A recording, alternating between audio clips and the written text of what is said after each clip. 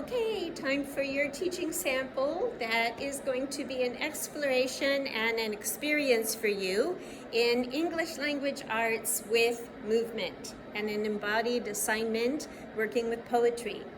As you know, you're going to work with the structure of a cinquain, right? And a cinquain has a noun, then it has two adjectives, that's 1, 2, 3 things, right? Then it has 3 verbs or adverbs. So we've got noun 1, adjectives 2, 3, verbs 4, 5, 6, a sentence about that noun that really shows it off and really clarifies it, and that's 7, and then finishes in the 8th line of the poem, the structure, with the noun restated or some kind of synonym or fun restatement that is very similar and or another way to express the noun. And that is a cinquain poem. So you're going to create that, and then you're going to embody it non-verbally. Just embody it, dance through it for me on your video as you film yourself. And when all of that's accomplished, you've shared your poem, you've shared your embodiment, you will explain to me how you will share that with your class, right? You're going to imagine a grade level, imagine your classroom, and then you're going to, blow by blow, essentially show me how you're going to teach it, break it down, and share it with that group of students so they can have a wonderful experience with English language arts, poetry, and dance, movement. So remember, you have the elements of dance available to you as you embody.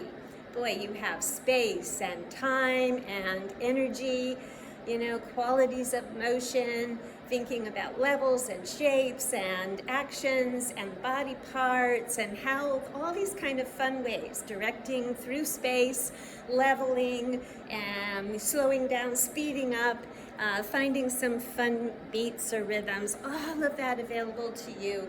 Happy movement, sad movement, all of those fun ways with the elements of dance to embody what you've created in your poem. So I'm going to give you a quick example, sort of a start. My theme is jazz. I like the theme jazz. Jazz is smooth. Jazz is sassy. Jazz can percuss. Jazz can glide. And jazz can spin. Jazz is easy on my ears and spunky in my feet.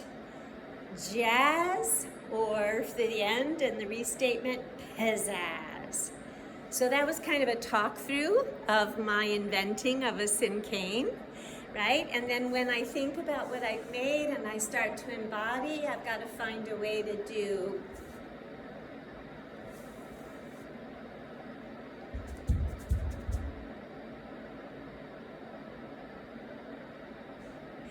Okay, so I'm not going to talk you through it, but hopefully you saw at least a couple of my ideas come through in that quick little bit. Well, I'll just go through, I'll just make up something. So we have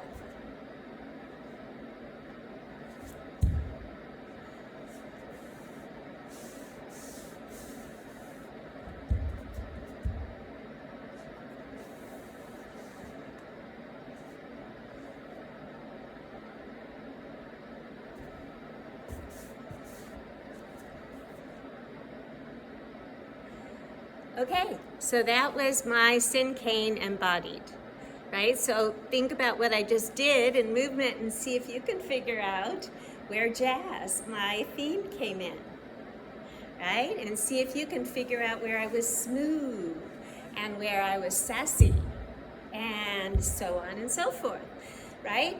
So after you make one and after you show it to me, then you're going to talk to me about how you would present the assignment and what example would you give your students, and what are some of the ways that you would help answer their questions. Maybe invent a couple questions for me and how you might address them, just so I can be sure that you could use this as a tool in the classroom if you wanted to. All right, have fun most of all, and make sure you do it and turn it in, the Cinquain assignment. So you film it, you upload it into your computer, then you figure out how to get it into the assignment menu, either as a Google Drive or as a Dropbox or as a YouTube, wherever you decide to put it. Then you make sure you share it with me and don't privatize it, because if you don't share it with me properly, I won't be able to access it.